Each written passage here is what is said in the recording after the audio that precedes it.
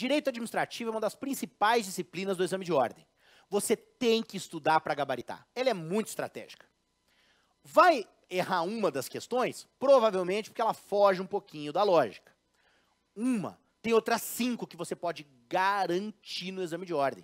Sair de 5 questões pode parecer pouco, mas, gente, na hora que você começa a derrapar por causa de 1, 2 ou 3, você vê como você garantir 5 faz uma diferença do tamanho do mundo.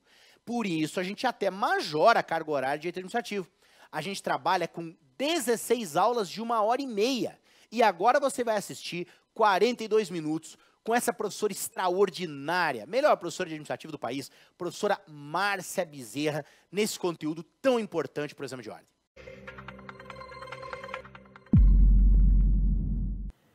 Olá, crianças, sejam bem-vindos à nossa aula Direito Administrativo, professora Márcia Bezerra. Direito Administrativo é a melhor matéria, sem dúvida nenhuma. Falem mal de mim, mas não falem da matéria, ok? É queridinha do meu coração. Então não falem mal da matéria. Sejam muito bem-vindos à nossa jornada pelo Direito Administrativo. Para quem está em casa também, que deve estar nesse momento, né, de roupão, crocs, meia, né, quentinho em casa, enquanto a gente está aqui no frio, também seja bem-vindo, mas vamos tocar o barco com frio e com tudo. Temos tarefas a cumprir, temos uma aprovação a conseguir, não é verdade?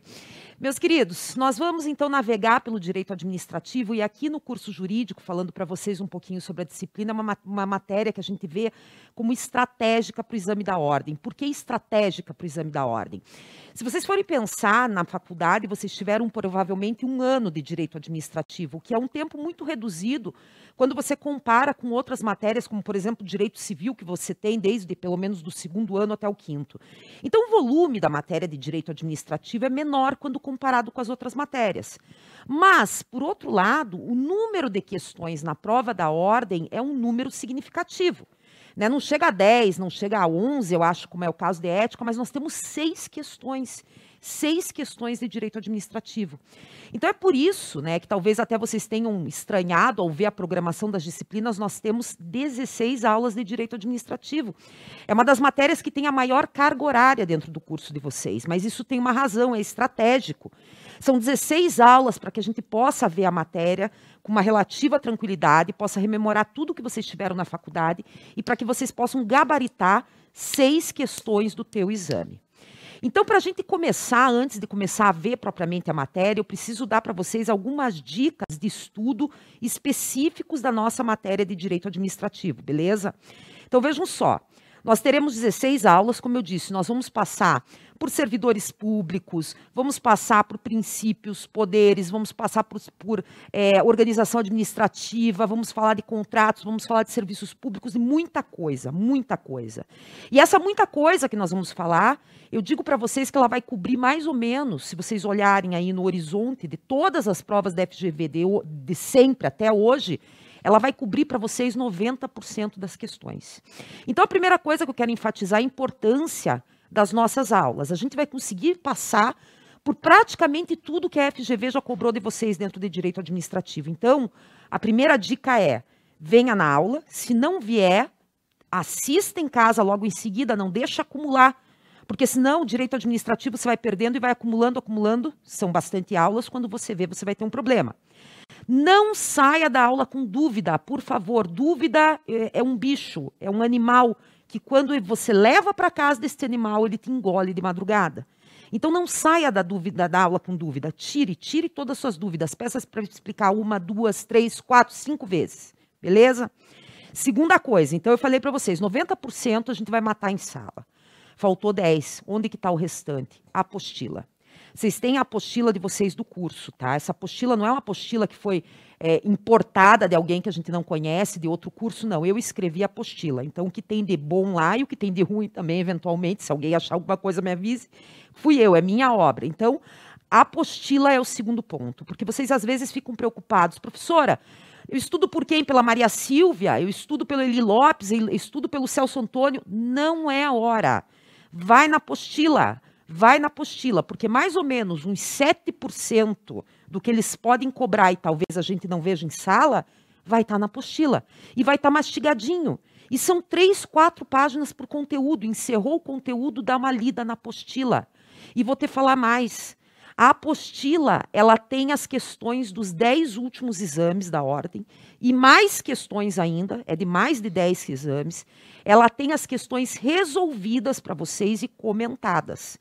Então, uma coisa muito boa é que vocês podem pegar as questões e resolver em casa e a explicação da resolução da questão está dentro da apostila. Quadros que eu vou projetar aqui estão na apostila, beleza? Terceira coisa, né? Então, 90% em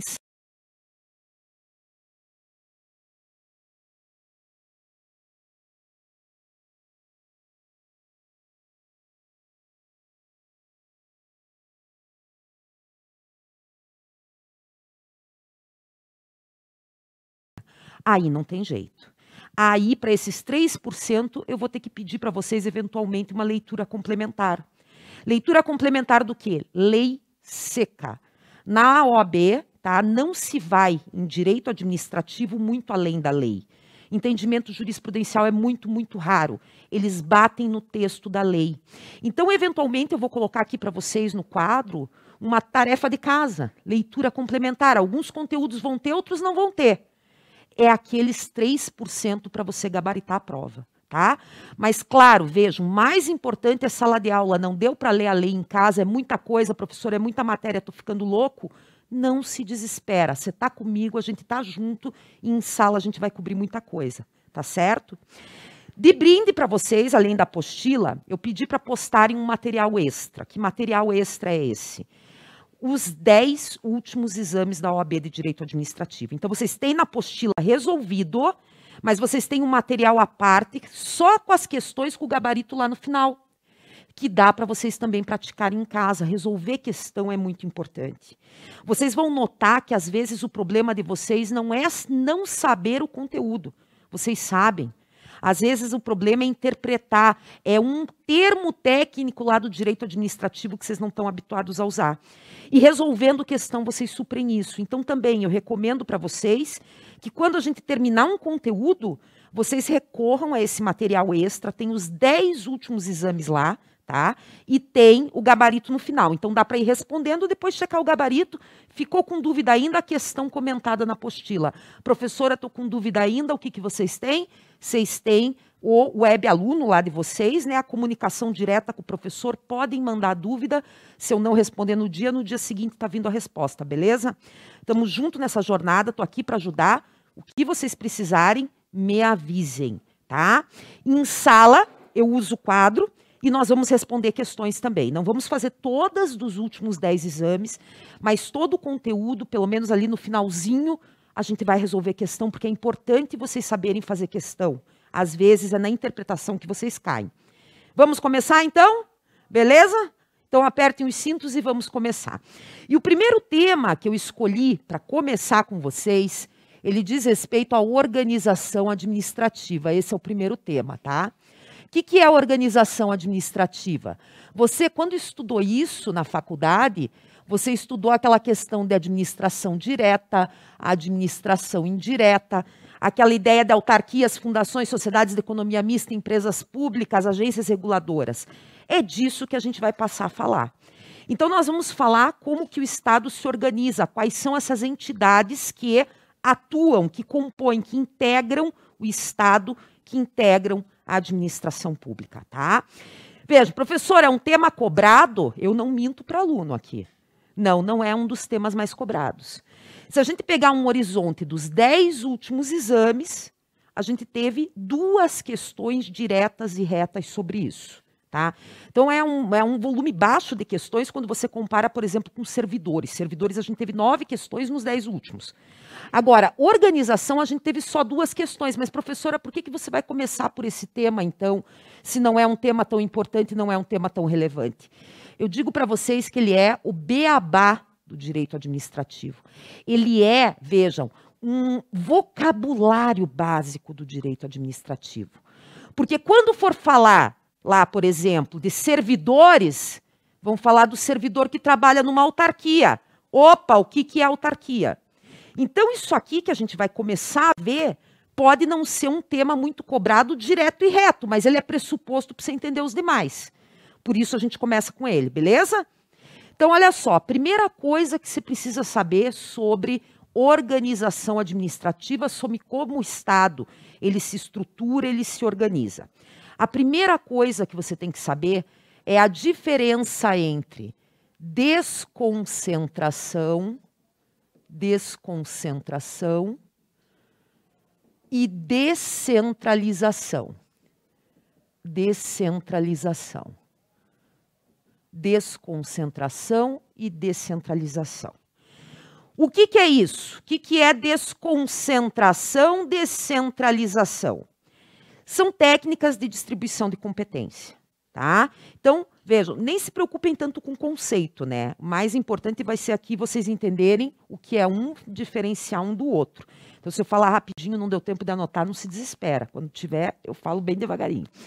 Desconcentração e descentralização. Vamos pensar o seguinte. Presidente da República. Presidente da República é a autoridade máxima do poder executivo no país. Presidente da República tem que cuidar da segurança, do meio ambiente, tem que cuidar da educação, da saúde. Dá para esse cara fazer tudo sozinho? Não dá. Então, o que precisa acontecer? Precisa ter repartição de competências, repartição de atribuições, distribuição de tarefas. Por isso que eu falei para vocês que tanto desconcentração quanto descentralização são formas que eu tenho de distribuir tarefas, distribuir atribuições, distribuir competências entre diferentes pessoas. Só que daí vocês precisam entender a diferença entre desconcentração e descentralização. Olha só. Desconcentração, eu tenho uma pessoa jurídica. Uma pessoa jurídica. O que é uma pessoa jurídica? Vocês estudam lá no direito civil, né? Pessoa jurídica. Pessoa jurídica é um conjunto de pessoas ou um conjunto de bens, um patrimônio, que adquire personalidade jurídica. Esse conjunto de pessoas, como por exemplo, uma associação, uma sociedade, né? Ele adquire a capacidade de adquirir direitos e obrigações em nome próprio. Então, quando eu tenho uma pessoa jurídica, eu tenho uma empresa como o curso jurídico, por exemplo, eu tenho um grupo de pessoas que se uniu. Quem é que vai celebrar contratos? É o curso jurídico, né? Não é o Isaías, é o curso jurídico. É uma pessoa jurídica. E isso também acontece dentro do Estado. Isso também nós temos pessoas jurídicas dentro do Estado. Quais são as pessoas jurídicas que nós temos? Por exemplo, vamos pegar a União. A União é uma pessoa jurídica. Por que uma pessoa jurídica? Porque a União, ela tem direitos e obrigações em nome próprio. Ela pode celebrar contratos, ela pode contratar pessoal, ela tem autonomia para fazer tudo isso. Então, a União é uma pessoa jurídica, tá? Uma pessoa jurídica. Quem mais que nós temos de pessoas jurídicas que foram criadas dentro do Estado brasileiro, dentro da Constituição? Nós temos, por exemplo, a União, o Estado, o Distrito Federal, os municípios. Esses aqui são quem? Os entes federativos. A gente chama ele de entes federativos lá no direito constitucional, não é? São aqueles entes que integram a federação, que integram a República Federativa do Brasil. Todos eles são pessoas jurídicas, são titulares de direitos e deveres em nome próprio. União, Estado, Distrito Federal, municípios. Né? Nós chamamos de pessoas jurídicas de direito público. São pessoas jurídicas que são regidas pelo direito público. Então, olha só, vamos pegar então como exemplo aqui a União. Então, vá lá. A União, como eu disse para vocês, se a gente pensar no Poder Executivo Federal, Poder Executivo da União, Presidente da República. Presidente da República não consegue fazer tudo sozinho. Então, ele precisa distribuir competências, precisa distribuir tarefas. Então, está lá o Presidente da República e diz: Ministro da Saúde, você cuida da saúde. Ministro da Educação, você cuida da educação. Do meio ambiente, cuida do meio ambiente. Mas o ministro da Educação, da Saúde e do meio ambiente também tem muita coisa para fazer. Então, ele vai distribuir competências. Diferentes secretarias, por exemplo, dentro dos ministérios. E assim por diante. E assim por diante. Então, quando a gente fala de desconcentração, vejam, qual que é a marca da desconcentração? Eu estou distribuindo tarefas, eu estou distribuindo competências dentro da mesma pessoa jurídica. Essa é a marca da desconcentração. Eu distribuo competências, distribuo tarefas dentro da mesma pessoa jurídica. Beleza? Então, olha só. Aqui, uma coisa que a gente começa a perceber. Vocês viram que é uma pirâmide. Se é uma pirâmide, alguém está em cima, alguém está embaixo. Alguém manda, alguém obedece. Então, o que eu tenho nessa situação? Eu tenho hierarquia dentro da pessoa jurídica. Eu tenho hierarquia. Alguém manda, alguém obedece. O presidente manda nos ministros, que mandam nos secretários e assim por diante. Eu tenho hierarquia. Se tem alguém que manda, alguém que obedece, eu vou ter que ter um controle. Essa pessoa que está acima, o presidente, controla os atos dos ministros. Os ministros controlam os atos dos secretários. Como que eu chamo isso?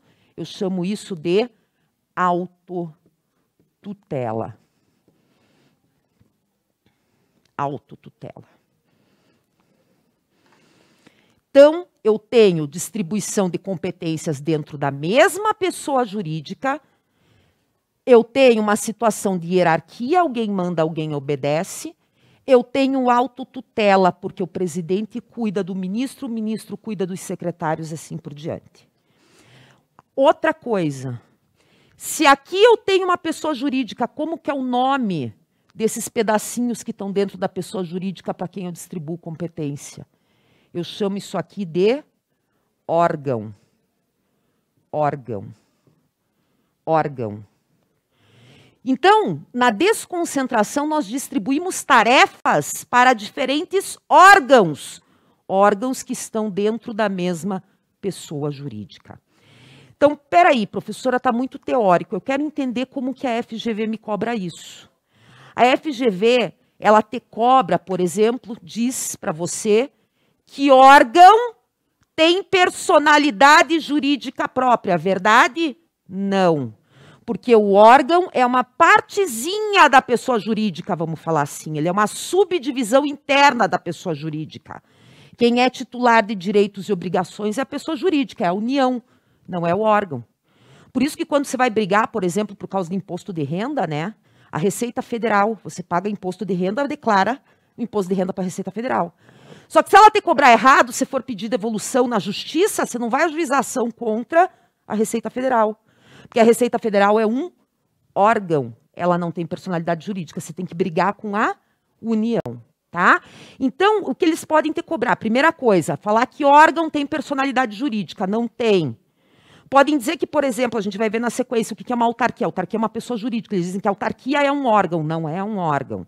Então, eles vão confundir nesse sentido, tá? Vão confundir. Dá para confundir mais? Dá, mas daí eu preciso explicar para vocês o que é descentralização. Se desconcentração, distribuição de competência dentro da pessoa jurídica, descentralização é para fora. Eu tenho uma pessoa jurídica e essa pessoa jurídica pega parte da sua competência e entrega para outra pessoa jurídica. Para outra pessoa jurídica. Então, eu já tenho uma pessoa jurídica, essa pessoa jurídica pega uma parte das suas atribuições e dá para outra. Isso é descentralização, tá? Então, veja, nós teremos, por exemplo, União, Estado, município, Distrito Federal. Uma forma de descentralização, e essa que nos interessa, existem outras formas, mas essa que nos interessa. A partir dessas entidades que têm competências próprias, eu posso transferir uma parte dessas competências para outra pessoa jurídica. É isso que dá origem àquela diferença entre administração direta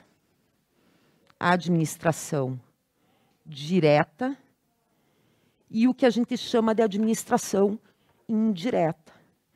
Por quê? Porque a partir da União, Estado, Município, Distrito Federal, eu posso criar outras entidades que fazem parte da administração indireta. Essa aqui a gente chama de administração direta porque foi criada diretamente pela Constituição Federal, os entes federativos. A Constituição Federal criou a União, disse que o que a União faz, que tipo de lei a União pode criar, que tipo de atividade administrativa a União pode exercer, se ela pode cuidar do meio ambiente, do trânsito, o que ela pode fazer. Mesma coisa com os outros. Agora, aqui, a partir dessas, eu posso criar outras. Que outras pessoas são essas da administração indireta? São as nossas amigas autarquias, fundações, sociedades de economia mista,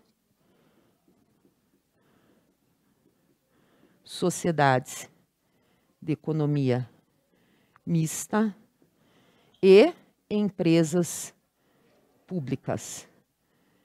Empresas públicas.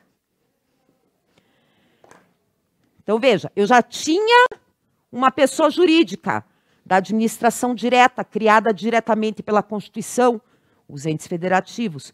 A partir delas, eu descentralizo e crio outras. Autarquia, fundação, sociedade de economia mista, empresas públicas, que integram o quê? A administração indireta. A administração indireta. Aí vem a coisa, olha só. Pessoa jurídica com personalidade jurídica própria, essa aqui também tem personalidade jurídica própria. Vai ter hierarquia entre elas? O presidente da República manda, por exemplo, no presidente do INSS, que é uma autarquia? Não. Por quê? Porque eu não tenho hierarquia. Aqui eu tenho autonomia. Então, aí a gente chega a outra forma da FGV confundir você, e que ela já cobrou, já fez isso antes, é dizer que, por exemplo, um presidente da autarquia está submetido hierarquicamente ao presidente da República. Opa, não. Autarquia, pessoa jurídica. Presidência da República está lá na União, outra pessoa jurídica. Então, cada um está em uma. Não tem hierarquia. Tem o quê? Autonomia. Vai ter autotutela? Não. O que aparece é tutela. Porque não manda, não tem essa questão de subordinação. O presidente aqui da autarquia não obedece o presidente da República. Ele tem autonomia para decidir. Aí, se o presidente da República discordar dele, problema do presidente, vai ter que engolir. Por quê? Porque aqui tem autonomia. Não há subordinação, não há hierarquia entre um e outro. Então, é dessa forma. Eles podem dizer que um órgão tem personalidade jurídica, eles podem dizer que uma autarquia é um órgão, e não é uma pessoa jurídica, ou a terceira coisa que costuma fazer é dizer que eu tenho hierarquia. Então, hierarquia entre uma autarquia e a União, entre o presidente da autarquia e o presidente da República. Não tenho hierarquia, porque eles são independentes, eu tenho autonomia. Foi, gente, até aí? Tranquilo? Bom, na hora é tranquilo, daí chega na hora da prova e diz assim, descentralização, desconcentração, não lembro qual. Bom, o que você vai lembrar? Olha só. Uma outra forma da gente chamar de pessoa jurídica, que é sinônimo, que pode aparecer na tua prova, às vezes a gente não faz essa correlação, pode aparecer como entidade. Entidade, tá? É sinônimo de pessoa jurídica. Sinônimo de pessoa jurídica, pode aparecer assim na tua prova. Então, olha só, como é que você faz para diferenciar? Desconcentração, letra O, órgão. Descentralização, letra E, entidade. Beleza? Para daí você não confundir. Só veja que a letra está no meio da palavra. Porque se você pegar a última letra, vai ser O nos dois e daí você vai dançar. Então veja que está no meio da palavra. Desconcentração, órgão. Descentralização, entidade, diferentes pessoas jurídicas. Beleza? Foi até aí? Então, vamos um passinho adiante. O que eles mais cobram de vocês? Tá, isso aqui já cobraram, já bastante. Às vezes aparece embutido ali no meio de uma questão, disfarçadinho, aparece. Mas o que mais gosta de cobrar é o quê? as características dessas entidades aqui. As características dela. O que é uma autarquia? O que ela faz? Qual é a personalidade jurídica dela? Como que ela é criada? Eles gostam de cobrar isso. E daí, neste momento mágico da nossa aula, a gente vai desenhar. Olha que lindo, direito administrativo a gente vai desenhar. Vocês pegaram o material, eles passaram a lista de material para vocês do curso desse semestre? Porque assim, deve ter vindo lá cartolina, canetinha, giz de cera, lápis de cor. É para minha disciplina. Purpurina, compraram purpurina? Glitter, compraram? Cola colorida? De liça, né? É da minha matéria, é da minha matéria. Sabe por quê? Porque tem quadrinho que pode até estar na tua apostila, mas é quadrinho lacrador.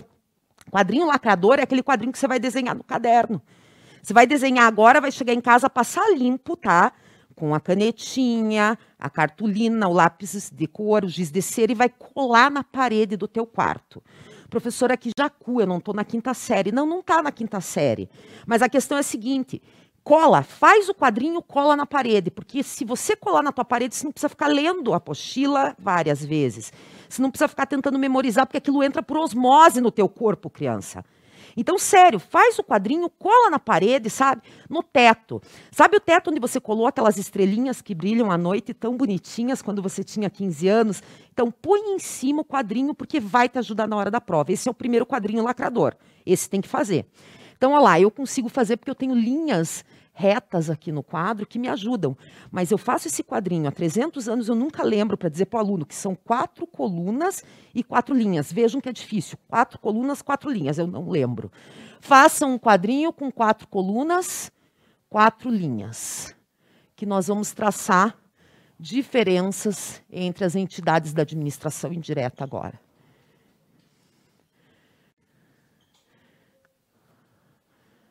Nossa, já deu 4, sobrou espaço.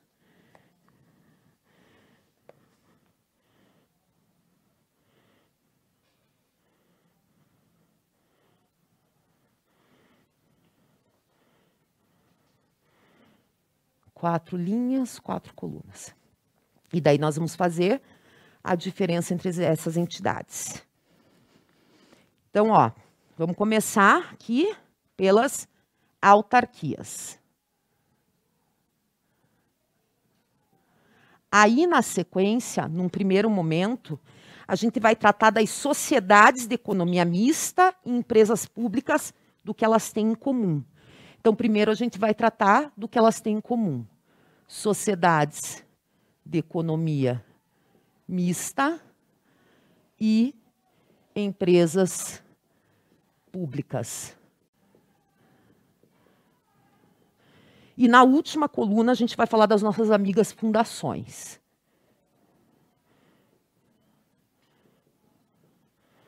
Eu errei as cores, eu odeio quando eu erro as cores. Então vamos falar das autarquias, sociedades de economia mista e fundações. O que a OAB vai querer saber de vocês a respeito dessas entidades? Em primeiro lugar, ela vai querer saber quais são as atividades que elas exercem. Atividades. Quais as atividades que elas exercem? Segunda coisa que ela vai querer saber. Ela vai querer saber qual é a personalidade jurídica dessas entidades, porque a gente já viu, ó, que elas têm personalidade jurídica própria, elas são titulares de direitos e obrigações, assinam contratos, fazem licitações, têm quadro de pessoal próprio, patrimônio próprio. Eles vão querer saber qual é, portanto, a personalidade jurídica. E quando eu falo de personalidade jurídica, eles vão querer saber se essa entidade é de direito público ou de direito privado. Aí você diz assim, mas professora, se é da administração pública, tem que ter personalidade jurídica de direito público. Isso não é verdade. Não é verdade.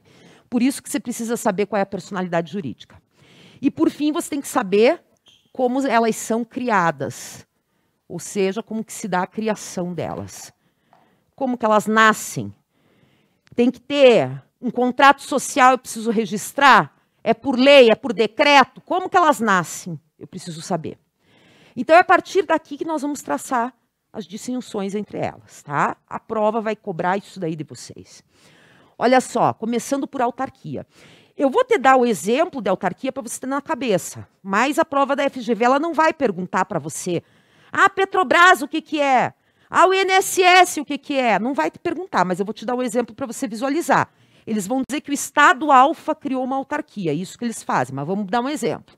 Autarquia, INSS, Instituto Nacional de Seguridade Social, uma autarquia. Ah, tem autarquia no estado do Paraná também, professora, porque essa é uma autarquia federal, né? A União que criou, Instituto Nacional de Seguridade Social. Tem autarquia no estado do Paraná? Tem. Por exemplo, o Detran, né? Quem não conhece o Detran, quem nunca levou uma multa, né? Nós vamos falar muito de multa de trânsito. Aliás, se o professor, o Michel falar que direito administrativo só serve para multa de trânsito, é mentira, tá? Já estou negando antes que fale. Mas nós vamos falar. Detran é uma autarquia do estado do Paraná. Pode ter autarquia no município? Pode. Então, vamos pegar o exemplo do INSS, que é mais fácil em âmbito federal, todo mundo conhece. Vai lá. O que o INSS faz? Instituto Nacional de Seguridade Social. Como o próprio nome indica, cuida da Seguridade Social. Então, paga pensões, paga benefícios previdenciários, cuida da Seguridade Social da população. Veja, cuidar da Seguridade Social da população é uma obrigação da União. É uma obrigação própria da administração pública, é uma obrigação própria do Estado. A União podia ter um Ministério da Seguridade Social que cuidaria disso, podia ter um órgão lá dentro, um órgão, o Ministério de Seguridade Social, que cuidaria disso sozinho? Poderia, porque é uma atividade própria dela, ela é obrigada a fazer isso, inclusive. Mas a União optou, ela escolheu, ela preferiu criar o INSS. Por quê? O que o INSS faz? Ele exerce uma atividade própria do Estado. Cuidar da Seguridade Social. Uma atividade própria do Estado. Mas ele exerce uma atividade própria do Estado com especialização. Por que com especialização? Porque o INSS não cuida de meio ambiente, não cuida de trânsito, não cuida de segurança pública, ele só cuida de seguridade social.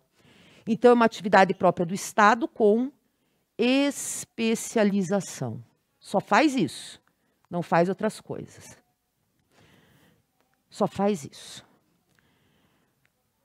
Beleza. E como que foi criado o INSS? Qual é a personalidade jurídica dele? Direito público ou direito privado? Direito público. Personalidade jurídica de direito público. Ah, claro, professora, faz parte da administração pública, tem que ser de direito público. Calma lá, calma lá. Neste caso é verdade, ela tem personalidade jurídica de direito público. Isso faz com que o INSS, aqui só abrindo um parênteses, ele tenha características, uma autarquia como o INSS, tenha características muito parecidas com a da União. Né? Quando vai contratar, segue a mesma lei. Quando vai licitar, segue a mesma lei. Regime de pessoal é igual. Então, eles têm características muito próximas, porque têm personalidade jurídica de direito público. Muito bem. Como que eu crio o INSS? Como que o INSS foi criado? Ele foi criado por lei específica. Veio uma lei, fica criado o INSS com um órgão diretivo composto de 2 diretores, conselho, não sei o que. Ele diz tudo como que funciona o INSS. Ele disciplina todinho o INSS, diz exatamente quais são os órgãos, como que o INSS funciona. Por isso, lei específica. Uma lei que vai especificar, que vai detalhar tudo que o INSS tem. Tá? Essa é a autarquia. Agora, olha a diferença. Sociedade de economia mista e empresa pública. A gente já vai detalhar um pouco mais as duas, porque elas têm diferenças. Mas primeiro eu estou tratando as duas juntas, porque eu estou tratando das semelhanças. Então, vejam. Sociedade de economia mista, por exemplo, Petrobras. Já coloco no outro quadrinho um exemplo para vocês.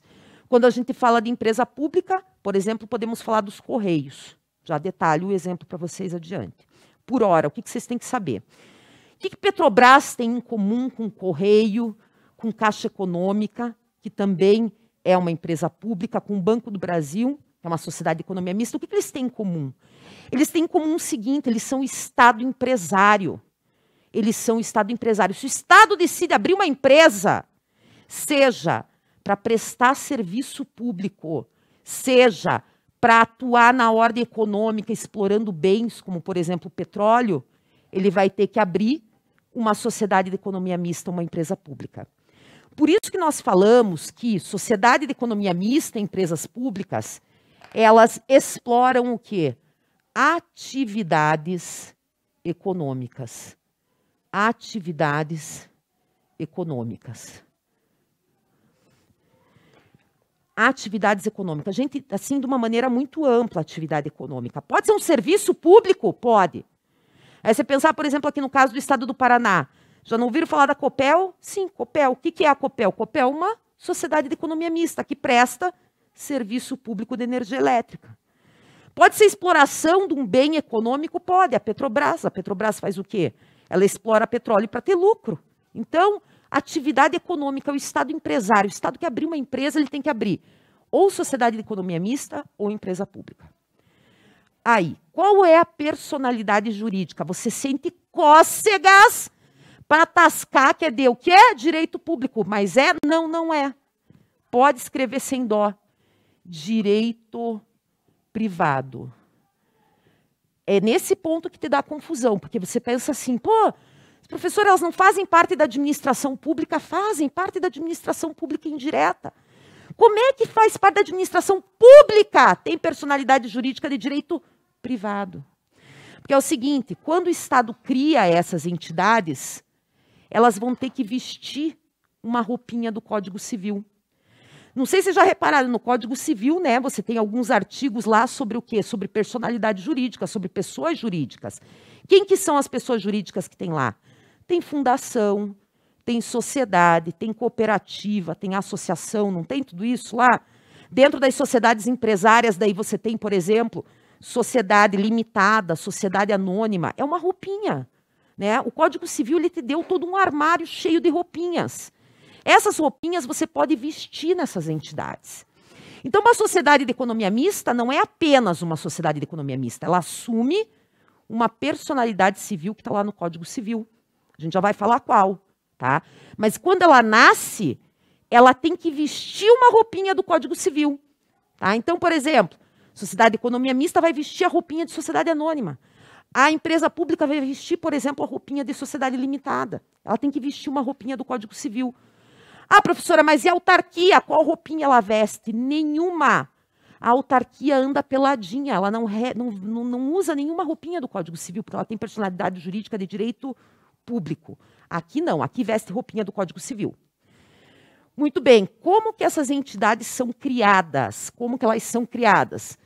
Por lei específica? Não. Por autorização legislativa. Professora, é a mesma coisa. Não, não é, te juro.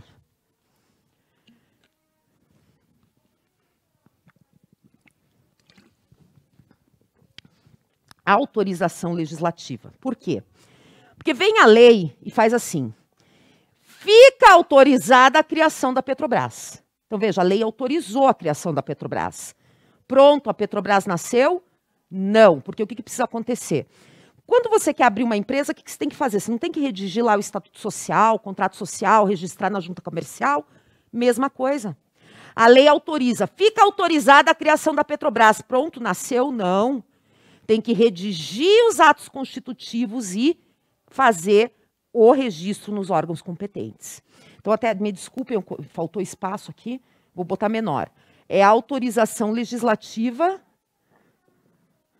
que significa que eu tenho que ter depois o quê? Registro dos atos constitutivos. Registro dos atos constitutivos. Então, autoriza, a lei autoriza. Fica autorizada a criação da Petrobras. Pronto, nasceu a Petrobras? Não. O que eu vou precisar? Eu vou precisar registrar os atos constitutivos que criaram essa empresa. Ok? Isso é o que elas têm em comum, nós já vamos tratar das diferenças. Faltou fundações. Qual fundação? Vamos usar de exemplo aqui, vamos falar da FUNAI. Fundação Nacional dos Índios, né, que presta assistência, que presta amparo à população indígena, né? Esse é o papel da FUNAI. Vejam, presta assistência a uma determinada comunidade, exerce uma atuação que é na área social. É o que acontece, por exemplo, aqui em Curitiba, Fundação Cultural de Curitiba. O que é a Fundação Cultural de Curitiba? É uma fundação ligada ao município de Curitiba, que trabalha com o quê? Cultura, ou seja, área social. Faz fundação de ação social também, trabalha na área social. Então, vejam, quando nós temos fundações, elas exercem sua atividade na área social. Na área social. E daí? Qual é a personalidade jurídica de uma fundação? Querem chutar? Pode chutar, direito público ou privado? Os dois? Mas vocês não se contentam com pouco, né? Eu queria dar chance de todo mundo acertar. Quem falou direito público acerta, quem falou direito privado acerta. Vamos lá.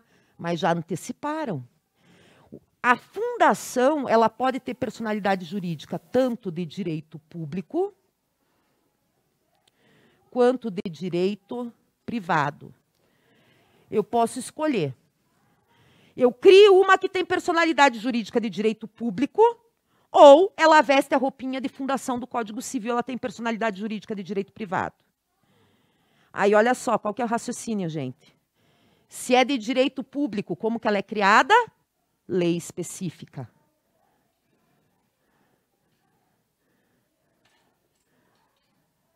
Se é de direito privado, ó, como que ela é criada? Autorização legislativa mais registro dos atos. Por isso que você tem que passar o quadro a limpo em casa. Olha que porcaria que fica aí. Eu tenho as linhas aqui, hein? Fica abreviado, fica feio. Tem que passar limpo bem bonitinho em casa. Bota estrelinha. Tá? Quadrinho lacrador, não estou brincando. Então, é isso que eles querem saber de vocês. Isso é o básico, o essencial que eles vão querer saber de vocês. Como é que eles constroem a questão? O Estado Alfa decide criar uma autarquia para trabalhar com Seguridade Social.